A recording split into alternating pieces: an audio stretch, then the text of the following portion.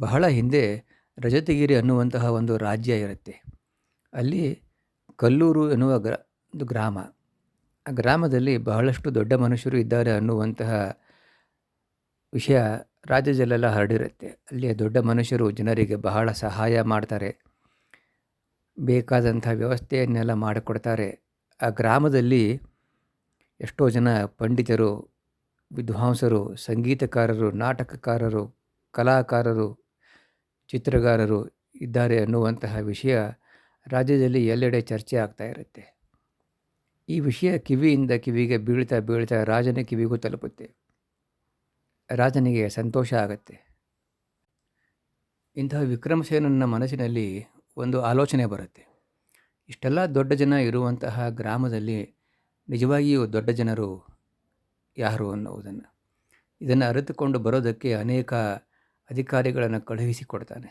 ಕಡೆಗೆ ಮಂತ್ರಿಯನ್ನೂ ಕಳಿಸಿಕೊಡ್ತಾನೆ. ಆದರೆ ಯಾರಿಗೂ ಒಂದು ನಿರ್ಣಯಕ್ಕೆ ಬರೋಕ್ಕೆ ಆಗುವುದೇ ಇಲ್ಲ. ಈ ಕುತೂಹಲ ಅವನ ಮನಸ್ಸಿನಲ್ಲಿ ಹಾಗೆಯೇ ಉಳಿದುಕೊಂಡು ಬಿಡುತ್ತೆ.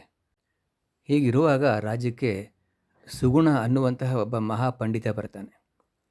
ಆತ ಮಹಾನ್ ಪ್ರಖ್ಯಾತಿಯನ್ನು ಹೊಂದಿರ್ತಾನೆ. ಅರಸ ಅವನನ್ನು ಆಸ್ಥಾನಕ್ಕೆ ಕರೆಸಿಕೊಂಡು ಸನ್ಮಾನಿಸ್ತಾನೆ ಹಾಗೂ ಆತನ ಪಾಂಡಿತ್ಯವನ್ನು ಹೊಗಳುತ್ತಾನೆ. ಆತ ದೇಶ ವಿದೇಶಗಳ ಅನೇಕ ಆಶ್ಚರ್ಯಕರವಾದ ವಿಷಯಗಳನ್ನೆಲ್ಲ ಹೇಳ್ತಾನೆ. ಈ ಮಾತನಾಡುವಾಗ ರಾಜ ಆ ಕಲ್ಲೂರು ಗ್ರಾಮದ ವಿಷಯವನ್ನು ತಿಳಿಸಿಬಿಟ್ಟು ತನ್ನ ಈ ಒಂದು ವಿಚಾರಕ್ಕೆ ಯಾವುದೇ ಉತ್ತರ ಸಿಗದೇ ಇರೋದನ್ನು ಹೇಳ್ತಾನೆ. ಅದಕ್ಕೆ ಪಂಡಿತ, ನೀವೇನು ಚಿಂತೆ ಮಾಡಬೇಡಿ ಅರಸರೇ, ನಾನು ಹೋಗಿ ತಿಳಿದುಕೊಂಡು ಬಂದು ನಿಮಗೆ ಯಾರು ದೊಡ್ಡವರು ಅನ್ನೋದನ್ನು ಹೇಳ್ತೇನೆ ಅಂತ ಹೇಳಿ ಆ ಕಲ್ಲೂರು ಗ್ರಾಮದ ಕಡೆಗೆ ಹೋಗ್ತಾನೆ. ಸುಗುಣ ಪಂಡಿತ ಗ್ರಾಮದ ಹತ್ತಿರ ಬರ್ತಾ ಬರ್ತಾನೆ ಊರು ಹೊರಗಡೆ ಒಬ್ಬ ಮನುಷ್ಯ ಆತನನ್ನು ಭೇಟಿ ಆಗ್ತಾನೆ. ಸುಧಾಕರ ಅನ್ನುವನು. ಆತ ಪಂಡಿತನನ್ನು ನೋಡಿಬಿಟ್ಟು, ಸ್ವಾಮಿ, ನೀವು ಈ ಊರಿನ ದೊಡ್ಡ ಮನುಷ್ಯರನ್ನೇ ಭೇಟಿಯಾಗಲು ಬಂದವರು ತಾನೇ? ನಾನು ನಿಮಗೆ ಅವರನ್ನು ಭೇಟಿ ಮಾಡಿಸ್ತೇನೆ. ಆದರೆ ನೀವು ನನಗೆ ಒಬ್ಬೊಬ್ಬರಿಗೂ ಒಂದೊಂದು ಬಂಗಾರದ ನಾಣ್ಯವನ್ನು ಕೊಡಬೇಕು ಅಂತ ಹೇಳ್ತಾನೆ. ಅದಕ್ಕೆ ಸುಧಾಕರ ಪಂಡಿತ ಸರಿಯಪ್ಪ ಅಂತ ಹೇಳಿ ಒಪ್ಪಿಕೊಳ್ತಾನೆ. ಹೇಳಿದ ಮಾತಿನಂತೆ ಸುಧಾಕರ ಪಂಡಿತರಿಗೆ ಅನೇಕ ಜನ ದೊಡ್ಡ ದೊಡ್ಡ ಮನುಷ್ಯರನ್ನು ಭೇಟಿ ಮಾಡಿಸ್ತಾನೆ. ಅವರೆಲ್ಲ ತಾವು ಮಾಡಿದಂತಹ ಮಹಾ ಕಾರ್ಯಗಳನ್ನೆಲ್ಲ ಹೇಳಿಕೊಳ್ತಾರೆ. ಅದನ್ನು ಕೇಳಿ ಪಂಡಿತನಿಗೆ ತುಂಬ ಆಶ್ಚರ್ಯ ಆಗುತ್ತೆ. ಸಾಯಂಕಾಲದ ಹೊತ್ತಿಗೆ ಏನಿಲ್ಲ ಅಂದರೂ 55 ಜನರನ್ನು ಭೇಟಿ ಮಾಡಿಸಿ ಅಷ್ಟೇ ಬಂಗಾರದ ನಾಣ್ಯಗಳನ್ನು ಪಂಡಿತನಿಂದ ಸುಧಾಕರ ಪಡಿತಾನೆ. ಸುಧಾಕರ, ಸ್ವಾಮಿ, ನಾಳೆ ನಾನು ಇನ್ನಷ್ಟು ಜನರನ್ನು ನಿಮಗೆ ಭೇಟಿ ಮಾಡಿಸ್ತೇನೆ ಅಂತಾನೆ. ಸರಿಯಪ್ಪ, ಆದರೆ ನನಗೆ ಒಂದು ಮಾತು ಹೇಳು, ನೀನು ಯಾಕೆ ಇಷ್ಟೊಂದು ಬಂಗಾರದ ನಾಣ್ಯಗಳನ್ನು ಒಬ್ಬೊಬ್ಬರಿಗೂ ಪಡಿತೀಯಾ? ಇದರಿಂದ ನೀನು ಏನು ಮಾಡ್ತೀಯಾ ಅಂತ. ಈ ಮಾತು ಕೇಳಿದ ಕೂಡಲೇ ಸುಧಾಕರ ಪಂಡಿತ ಆ ಹಣವನ್ನೆಲ್ಲ ಹಿಂತಿರುಗಿಸಿಬಿಟ್ಟು, ಸ್ವಾಮಿ, ನೀವು ಇದನ್ನು ಸಂತೋಷವಾಗಿ ಕೊಟ್ಟಿಲ್ಲ, ಆದ್ದರಿಂದ ನೀವು ಸಂತೋಷವಾಗಿ ಎಷ್ಟು ಕೊಡ್ತೀರೋ ಅಷ್ಟೇ ತೆಗೆದುಕೊಳ್ತೇನೆ, ಅಷ್ಟನ್ನೇ ಮಾತ್ರ ಕೊಡಿ ಅಂತ ಹೇಳಿ ಎಲ್ಲ ಹಣವನ್ನು ಹಿಂತಿರುಗಿಸಿಬಿಡ್ತಾನೆ. ಇದು ಸುಗುಣ ಪಂಡಿತನಿಗೆ ಇನ್ನೂ ಆಶ್ಚರ್ಯ ಉಂಟು ಮಾಡುತ್ತೆ. ಆತ ಹೇಳ್ತಾನೆ, ಹಾಗಲ್ಲಪ್ಪ, ಕುತೂಹಲ ಅಷ್ಟೇ, ಇದನ್ನೆಲ್ಲ ತೆಗೆದುಕೊಂಡು ನೀ ಏನು ಮಾಡ್ತೀಯಾ ಅಂದಾಗ ಸುಧಾಕರ ಪಂಡಿತ, ಸ್ವಾಮಿ, ನಿಮಗೆ ಇದರಿಂದ ಏನಾಗಬೇಕು ಹೇಳಿ ಅಂತ ಅಂತಾನೆ. ನೀವೇನು ಈ ಸಮಸ್ಯೆ ಬಗೆಹರಿಸ್ತೀರಾ ಅಂತ ಅಂದಾಗ ಸುಧಾಕರ ಪಂಡಿತ, ಆಯ್ತಪ್ಪ, ನನ್ನಿಂದ ಆದಷ್ಟು ನಾನು ಸಹಾಯವನ್ನು ಮಾಡ್ತೇನೆ, ವಿಷಯವನ್ನಾದರೂ ತಿಳಿಸು ಅಂದಾಗ ಸುಧಾಕರ ಪಂಡಿತ ನನ್ನ ಗ್ರಾಮದ ಹೊರಗಡೆ ಕರೆದುಕೊಂಡು ಹೋಗ್ತಾನೆ. ಊರು ಹೊರಗಡೆ ಅನೇಕ ಗುಡಿಸಲುಗಳು, ಮುರುಕಲು ಮನೆಗಳು ಇರ್ತವೆ. ಅಲ್ಲೆಲ್ಲ ಅತ್ಯಂತ ಹೀನಾಯ ಸ್ಥಿತಿಯಲ್ಲಿದ್ದಂತಹ ಬಡ ಜನರು ವಾಸ ಮಾಡ್ತಾ ಇರ್ತಾರೆ.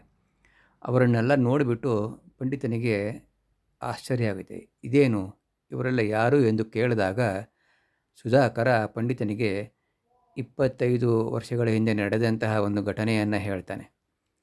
ಆ ಊರಿಗೆ ಒಂದು ಸಲ ಒಬ್ಬ ಸನ್ಯಾಸಿ ಬಂದಿದ್ದ.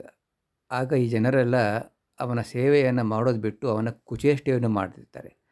ಆಗ ಸನ್ಯಾಸಿ ಕೋಪಗೊಂಡು, ಇವರಿಗೆ ನೀವೆಲ್ಲ ವಿನಾಶವನ್ನು ಹೊಂದಿರಿ, ನಿಮಗೆ ಯಾರೇ ಸಹಾಯ ಮಾಡಿದರೂ ಅವರೂ ಸಹ ನಾಶ ಹೋಗಿಬಿಡ್ತಾರೆ ಅಂತ ಹೇಳಿ ಶಾಪವನ್ನು ಕೊಟ್ಟಿರ್ತಾನೆ.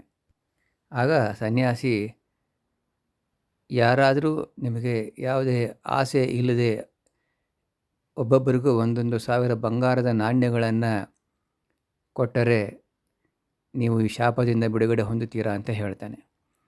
ನಾನು ಇಲ್ಲಿಯವರೆಗೆ 5 ಜನರಿಗೆ ಈ ಶಾಪದಿಂದ ಬಿಡುಗಡೆಗೊಳಿಸಿದ್ದೀನಿ. ಇನ್ನೂ ಕೈಯಲ್ಲಿ ಎಲ್ಲಿ ತನಕ ಶಕ್ತಿ ಇದೆಯೋ ಅಲ್ಲಿ ತನಕ ನಾನು ಮಾಡ್ತೇನೆ. ಇಷ್ಟೆಲ್ಲ ಜನರಿಗೆ ಸಹಾಯ ಮಾಡೋಕ್ಕೆ ಎಷ್ಟು ಬಂಗಾರದ ನಾಣ್ಯಗಳು ಬೇಕು ಹೇಳಿ ಅಂತ ಅಂದಾಗ ಸುಧಾಕರ ಪಂಡಿತನಿಗೆ ಆಶ್ಚರ್ಯ ಆಗುತ್ತೆ. ಆ ಕೂಡಲೇ ಆತ ಆ ಗ್ರಾಮದಲ್ಲಿ ನಿಲ್ಲದೇನೆ ರಾಜಧಾನಿಗೆ ಹಿಂದಿರುಗಿ ಮಹಾರಾಜರ ಬಳಿಗೆ ಬರ್ತಾನೆ. ಬಂದುಬಿಟ್ಟು ಮಹಾರಾಜ, ಆ ಗ್ರಾಮದಲ್ಲಿ ಸುಧಾಕರ ಅನ್ನುವವನೇ ಬಹಳ ದೊಡ್ಡ ಮನುಷ್ಯ ಅಂತ ತಾನು ಕಂಡಂತಹ ಎಲ್ಲ ಘಟನೆಗಳನ್ನು ಹೇಳ್ತಾನೆ. ಅದಕ್ಕೆ ರಾಜ, ಯಾಕೆ ಆತ ಬಡ ಜನರಿಗೆ ಸಹಾಯ ಮಾಡ್ತಾ ಇದ್ದಾನೆ ಅಂತ ಆತ ದೊಡ್ಡ ಮನುಷ್ಯನೇ, ಉಳಿದವರು ಅಲ್ವಾ ಅಂತ ಅಂದಾಗ, ಹಾಗಲ್ಲ ಮಹಾರಾಜ, ನಿಜವಾದ ದೊಡ್ಡ ಮನುಷ್ಯ ತನ್ನ ಕಾರ್ಯಗಳನ್ನು ತಾನಾಗಿಯೇ ಹೊಗಳಿಕೊಳ್ಳುವುದಿಲ್ಲ. ಈತ ನಿಸ್ಪೃಹೆಯಿಂದ ಸೇವಾ ಮಾಡ್ತಾ ಇದ್ದಾನೆ. ಈತನಿಗೆ ಇದರಿಂದ ಆಗಬೇಕಾದದ್ದು ಏನೂ ಇಲ್ಲ. ಅವರಿಗೆ ಒಂದು ಮನೆಯನ್ನು, ಒಂದು ಘನತೆಯನ್ನು ಒದಗಿಸಿಕೊಡುವುದಕ್ಕಾಗಿ ಸೇವೆ ಮಾಡ್ತಾ ಇದ್ದಾನೆ. ಯಾರಾದರೂ ತನ್ನನ್ನು ಹೊಗಳಬೇಕು, ತನ್ನನ್ನು ಸನ್ಮಾನ ಮಾಡಬೇಕು ಅನ್ನುವಂತಹ ಯಾವುದೇ ವಿಚಾರವೂ ಅವನಲ್ಲಿ ಇಲ್ಲ. ಆತನಿಗೆ ಆತನೇ ಅದೇ ಆದಂತಹ ಒಂದು ಮನೆ ಇಲ್ಲ, ಕಳೆದುಕೊಳ್ಳುವುದಕ್ಕೆ ಯಾವುದೇ ಆಸ್ತಿ ಪಾಸ್ತಿ ಇಲ್ಲ, ಹಿಂದೆ ಮುಂದೆ ಸಂಸಾರ ಯಾರೂ ಇಲ್ಲ. ಯಾವುದೋ ಒಂದು ಮನೆಯ ಕಟ್ಟೆಯ ಮೇಲೆ ಮಲಗಿರ್ತಾನೆ, ಎಲ್ಲಿಯೋ ಏನನ್ನೋ ತಿಂದಿರ್ತಾನೆ.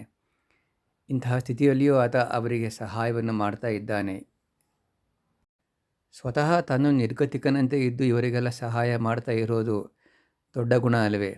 ಆದ್ದರಿಂದ ಆ ಊರಿನಲ್ಲಿ ಅವನೇ ದೊಡ್ಡ ಮನುಷ್ಯ ಎಂದಾಗ ರಾಜನಿಗೆ ತನಗೆ ಬೇಕಾದಂಥ ಉತ್ತರ ಸಿಗುತ್ತೆ. ಪಂಡಿತ ರಾಜನಿಗೆ, ಈ ಕೂಡಲೇ ನೀವು ಆ ಗ್ರಾಮಕ್ಕೆ ಬೇಕಾದಷ್ಟು ಬಂಗಾರದ ನಾಣ್ಯಗಳನ್ನು ಕಳುಹಿಸಿಕೊಡಿ, ಹಾಗೂ ಉಳಿದಂತಹ ಜನರನ್ನು ಸಹ ಶಾಪಮುಕ್ತರನ್ನಾಗಿ ಮಾಡುವಂತಹ ವ್ಯವಸ್ಥೆಯನ್ನು ಮಾಡಿ ಅಂತ ಹೇಳಿಬಿಟ್ಟು ತನ್ನ ದಾರಿಯನ್ನು ಹಿಡಿದು ಹೊರಟು ಹೋಗ್ತಾನೆ. ಕೇಳುವರೆ, ನಾವು ಸಹ ಇದೇ ರೀತಿ ಜನರಿಗೆ ಸಹಾಯ ಮಾಡಬೇಕು.